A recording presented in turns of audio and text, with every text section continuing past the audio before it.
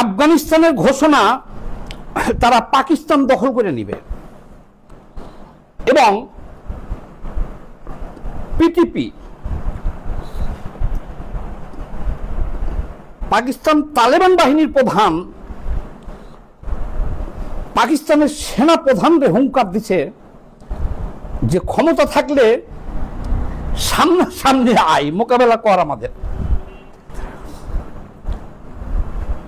আফগানিস্তানের সাথে পাকিস্তানের যুদ্ধের কারণটা কি এটা অনেকেই জানেন না, আজকে বিস্তারিত জানতে পারবেন। এবং এই যুদ্ধ কি থামবে কিনা, মিটবে কিনা এটাও জানতে পারবেন। তবে আগেই বলে দিই, আফগানিস্তানের সাথে পাকিস্তানের যে যুদ্ধটা শুরু হয়েছে এটা কখনোই থামবে না, এটা মিটার কোনো সম্ভাবনা নাই।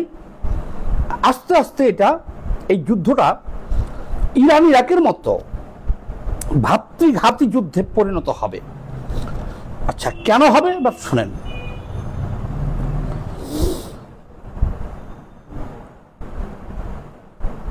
যখন ব্রিটিশরা যখন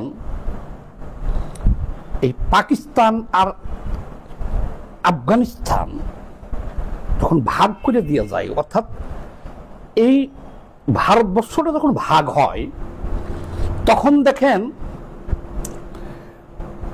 বাংলাদেশকে দিয়ে দিল হলো পাকিস্তানের সাথে। বাংলাদেশকে দিল কোথায়? পাকিস্তানের সাথে, যার দূরত্ব হলো 1200 মাইল, মানে 2000 কিলোমিটার, শুধুমাত্র ধর্মের ভিত্তিতে, যে এরাও মুসলমান, পশ্চিম পাকিস্তানও মুসলমান, পূর্ব পাকিস্তান মুসলমান, পশ্চিম পাকিস্তান মুসলমান। এই কারণে 2000 কিলোমিটার দূরত্বের দুইটা দেশ ভূখণ্ডকে একটা দেশ করে দিল। এটা কিন্তু করছে হলো ব্রিটিশরা। এই উপমহাদেশের যারা ছিল তখন, মোহাম্মদ আলী জিন্নাহ থেকে শুরু করে এই গান্ধী এরা এই বিষয়গুলো বুঝতে পারছিল কিনা জানি না, কিন্তু ব্রিটিশরা জানতো বিষয়গুলা, যে তারা এমনভাবেই ভাগটা করে দিয়ে যাইব যাতে এরা শত শত বছর এই আগুনে জ্বলতে থাকে, তারা চলতে থাকে। দেখেন, এই ভুল ভাগের কারণে ভাগ্যচক্রে বাংলাদেশ স্বাধীনতা অর্জন করছে 1971 সালে যুদ্ধ করে। কিন্তু একটা সশস্ত্র বাহিনী সরকারের বিরুদ্ধে যুদ্ধ করে এরকম একটা দেশ এই 9 মাসে স্বাধীন হয়ে যাওয়াটা, এটা খুব বিরল ঘটনা। জান না, ফিলিস্তিনিরা যুদ্ধ করতেছে কত বছর ধরে, 70 বছর ধরে যুদ্ধ করতেছে, তারা স্বাধীনতা পাইছে? পায় নাই। কিন্তু এই ভূখণ্ডের এই যে 2000 কিলোমিটার ডিস্টেন্স, স্থলপথে কোনো যোগাযোগের সুযোগ ছিল না পাকিস্তানের মূল ভূখণ্ড থেকে। এখানে মাঝখান থেকে ভারত সহযোগিতা করার কারণে 9 মাসে আমরা বাংলাদেশ স্বাধীনতা লাভ করলাম। ঠিক আছে, তাহলে এই যুদ্ধটা অনিবার্য ছিল। কিন্তু কারণ কি, ভাগের সময় উচিত ছিল ভাগ করাটা এইভাবে যে বাংলাদেশটাকে যদি, এই যে পশ্চিমবঙ্গে তো সব মুসলমান ভারতের, তাহলে হিসাবে বাংলাদেশকে যদি ভারতের সাথে দিয়ে দিত, কারণ একই ভূমি সব। আমি 1947 সালে দেশ ভাগের কথা বলছি, যে ভারতের সাথে যদি বাংলাদেশকে দিয়ে দিত আর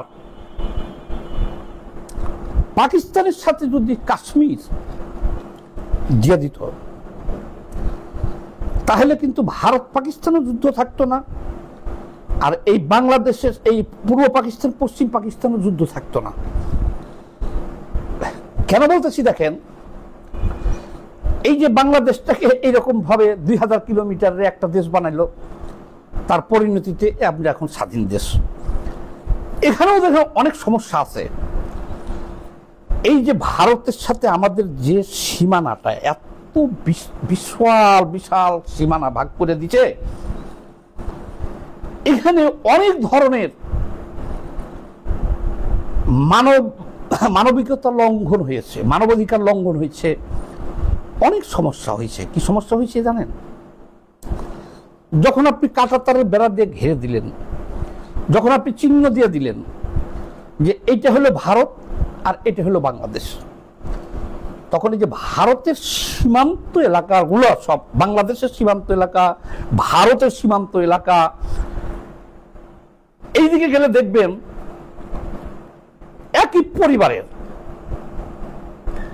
ভাইয়ের বাড়ি, এক ভাইয়ের বাড়ি পড়ে গেছে কাঁটাতারের বেড়া ওই পারে, এক ভাইয়ের বাড়ি পড়ে গেছে এই পারে, একই বংশ, আত্মীয় স্বজন, শ্বশুর শাশুড়ি, ভাই ব্রাদার, কিছু ওই পারে পড়ে গেছে, কিছু এই পারে পড়ে গেছে। তারা ইচ্ছা করলেও আর কেউ কারোর সাথে দেখা করতে পারতেছে না পর্যন্ত। তাদের কি হয়েছে?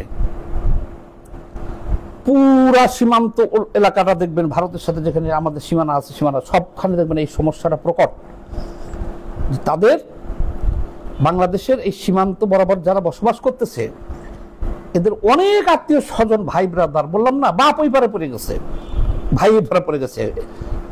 কারণ দেখা গেছে ভাই বাপের বাড়িটা ওইখানে ছিল, ছেলেটা বাড়ি করছে সেইখানে, এই মাঝখানে যে সীমানা দিয়ে দিচ্ছে যে এটা হলো ভারত, এটা হলো বাংলাদেশ। এটা হলো বিশাল একটা ট্র্যাজেডি। এটা তারাই অনুধাবন করতে পারবেন, সীমান্তের লোকজনের সাথে কথা বললে পারে আপনি তাদের ব্যথাটা বুঝতে পারবেন আপনারা।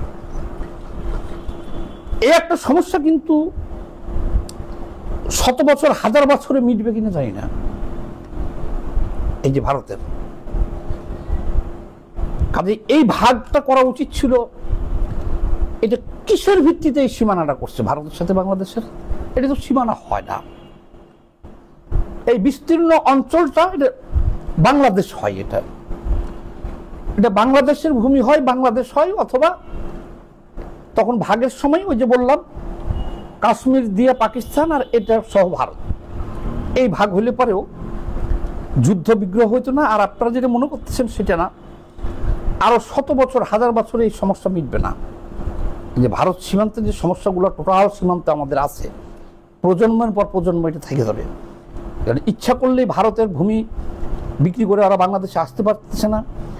এদের আত্মীয় স্বজনের 54 বছর হয়ে গেছে, অনেকে মারা গেলেও লাশ দেখতে দিতে পারতেছে না। আচ্ছা, এই গেল বাংলাদেশের সিস্টেম। এবার আসেন আফগানিস্তান।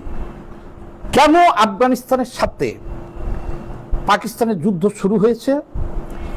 এবং এই যুদ্ধে দেখেন পাকিস্তানের অনেকগুলো সৈন্য মারা গেছে পাকিস্তানের, আর পাকিস্তান অনেকগুলোকে ধরেও নিয়ে গেছে, গ্রেপ্তার করছে সীমান্ত চৌকি থেকে তালেবানরা।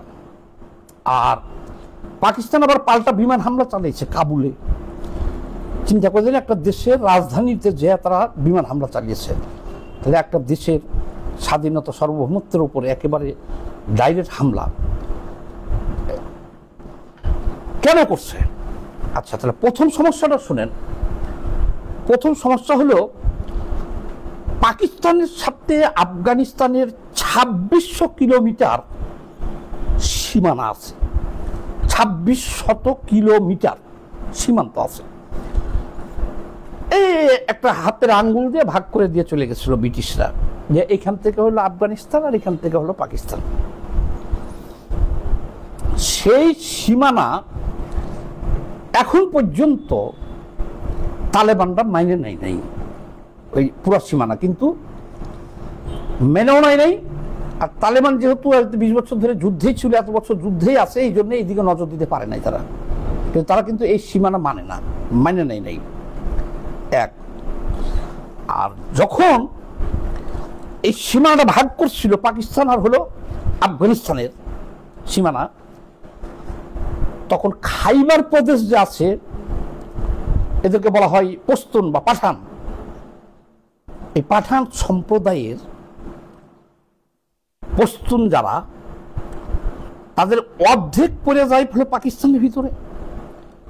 আর তাদের একই গোত্র। পাকিস্তানে কিন্তু গোত্র একটা বিশাল ব্যাপার আছে।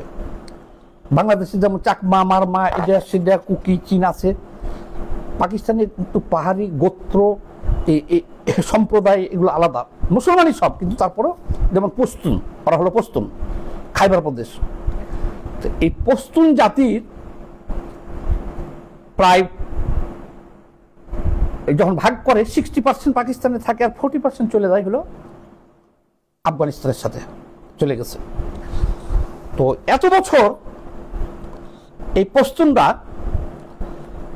সীমানা অত কড়াকড়ি ছিল না, পাকিস্তান করে নাই কখনো। এরা ইচ্ছে করলেই ওই দেশে যাইতে পারতো, আবার ওরা ইচ্ছা করলে এই দেশে আসতে পারতো এবং বাজার সদাই করতে পারতো, আত্মীয় স্বজনের সাথে দেখা সাক্ষাৎ করতে পারতো। কিন্তু এখন পাকিস্তান এটা কড়াকড়ি আরোপ করছে। কেন কড়াকড়ি আরোপ করছে সেটা বলতেছি। 1979 সালের দিকে, 79, 80, 81-তে যখন রাশিয়া যখন আফগানিস্তানে হস্তক্ষেপ করে, সৈন্য পাঠায়, ডাইরেক্ট সৈন্য যখন ছিল আফগানিস্তানে, তখন আমেরিকার টাকায় এই পাকিস্তান এই যে পশতুন জাতিদেরকে দিয়া এই পাকিস্তানি তালেবান বাহিনী, পিটিপি বলে আর কি সম্ভবত, এই পাকিস্তানি তালেবান বাহিনীকে কিন্তু গঠন করছিল সেই সময়। আবার বলছি, আমেরিকান ডলারে পাকিস্তান সরকার পাকিস্তানেরই খাইবার প্রদেশের নাগরিকদের দিয়া, পশতুন তারা পাঠানদেরকে দিয়া এই পাকিস্তান তালেবান বাহিনী গঠন করছিল তারা। এবং তারা এই পাকিস্তানরা এই বাহিনী ওই রাশিয়া বাহিনীর বিরুদ্ধে যুদ্ধ করছে। এবং এদের সুবিধা হয়তো কি, এরা যে হামলা করে বা যুদ্ধ করে সহসাই এরা পাকিস্তানের ভিতরে চলে আসতে পারত। তখন কিন্তু রাশিয়া অভিযোগ করছিল যে পাকিস্তান থেকে এসে এরা চোরাগুপ্ত হামলা করতেছে, যুদ্ধাই করতেছে, ওই করতেছে। সেখানে কিন্তু ভারত হস্তক্ষেপ করছিল, ভারতের সৈন্য পাঠাইছিল ওখানে। ভারত, রাশিয়া সবাই অভিযোগ করতো তখন। যুদ্ধের মধ্যে কার অভিযোগ কে শুনে, কিন্তু বাস্তবতা যেটি সেটি বললাম, এটি সত্য যে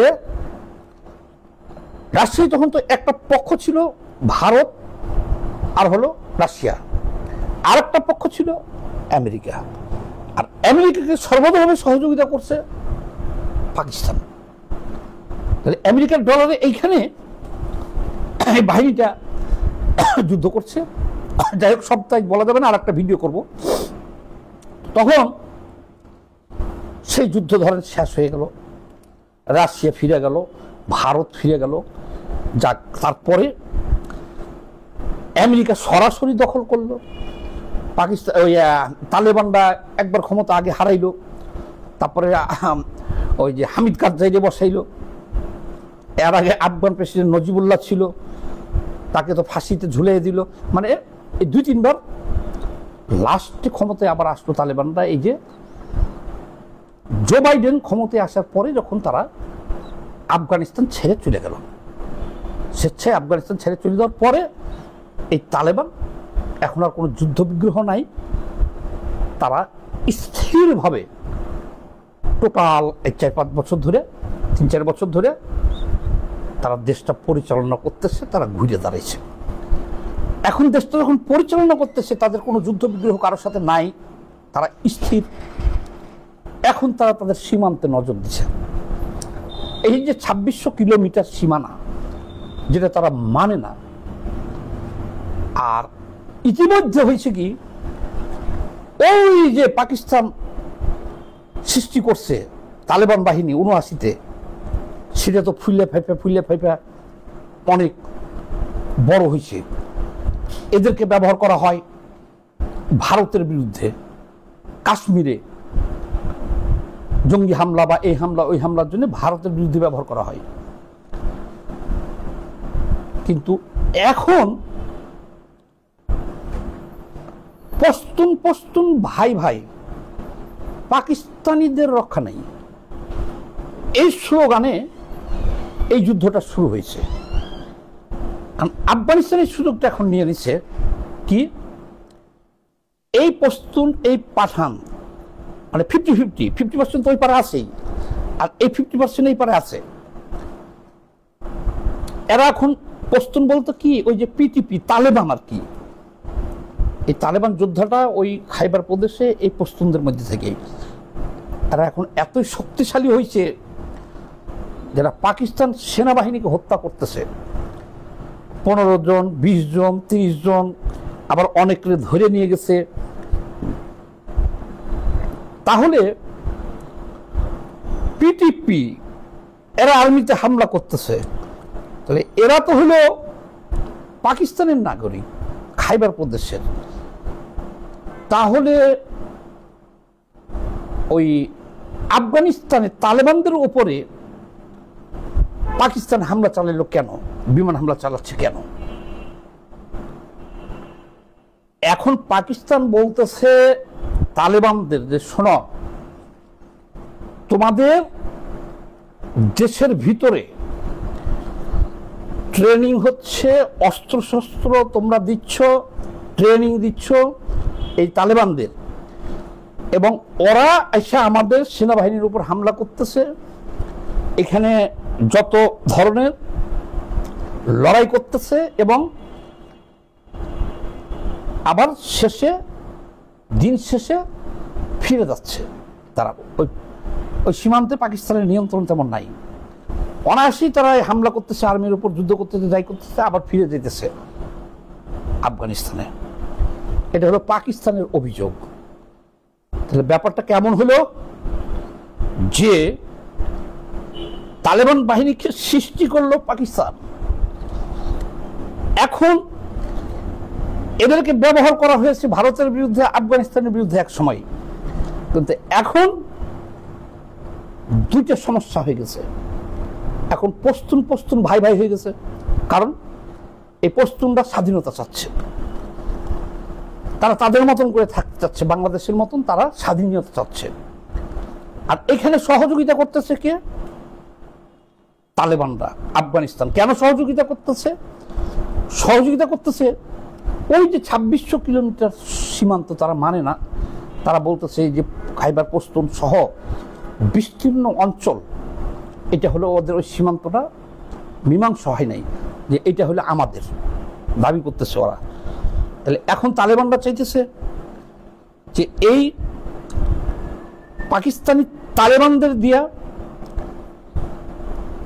যত সহযোগিতা লাগে দিয়া এই খাইবার প্রদেশটাকে স্বাধীন করায় দিতে যদি পারি আমরা, বা বিশৃঙ্খলা সৃষ্টি করতে পারি, বা পাকিস্তানকে চাপে ফেলতে পারি, এটা তারা পুরো আশ্রয় দিতেছে এদেরকে, অস্ত্র ট্রেনিং এবং এপার ওপার গ্রেপ্তার করতে যাতে না পারে পাকিস্তানি, এখানে হামলা জোরদার করলে তারা পিছনে যেতে যেতে ঢুকে যেতেছে আফগানিস্তানের ভিতরে। তাহলে এখানে দুটো লাভ, এরা হলো চাচ্ছে স্বাধীনতা পাঠানরা, আর আফগানিস্তান চাচ্ছে তাদের এই বিস্তীর্ণ অঞ্চল যেটা দাবি করে রাখছে 2600 কিলোমিটার সীমান্ত বরাবর, তারা চাচ্ছে এটা ফিরে। তাইলে এই যে দুইজনের স্বার্থ এক হয়ে গেছে না, তারা দুইজনেরই এখন এরা স্বাধীনতা সংগ্রাম, এতে তালেবান সহযোগিতা করতেছে আফগানিস্তান, আর তাদের উদ্দেশ্যটা হাসিল হবে এই সীমান্ত মীমাংসা।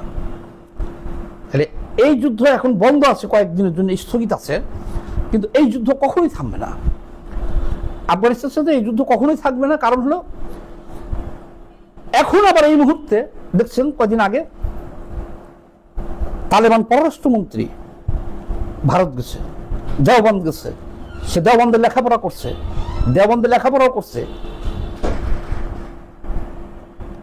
ভারত এবার তালেবানরে বলতেছে আফগানিস্তান যে তোমার পাশে আছি আমরা, ধরো পাকিস্তানরে। তাইলে পাকিস্তানের তালেবান বাহিনী আর আফগানিস্তানের তালেবান বাহিনী, আর পিছনে দাঁড়াইছে সহযোগিতার হাত বাড়াইয়া ভারত। তাহলে এই যুদ্ধ কি কখনো থামবে? থামবে না। পাকিস্তানি নত স্বীকার করে যুদ্ধ বিরতি করছে, আবার শুরু হয়ে যাবে, দেখবেন এটা আনলিমিটেড চলবে। সবাই ভালো থাকবেন। ভিডিওটা অনেক বড় হয়ে গেল, এটা বেশি বেশি করে শেয়ার দিয়ে দিন। ধন্যবাদ। আর একটা পাঠ করতে হবে, এটাও অনেক কাহিনী, তো অনেক ইতিহাস, তো এই আর ছোট ভিডিও তো হবে না, তাও 20 মিনিট হয়ে গেছে। ধন্যবাদ।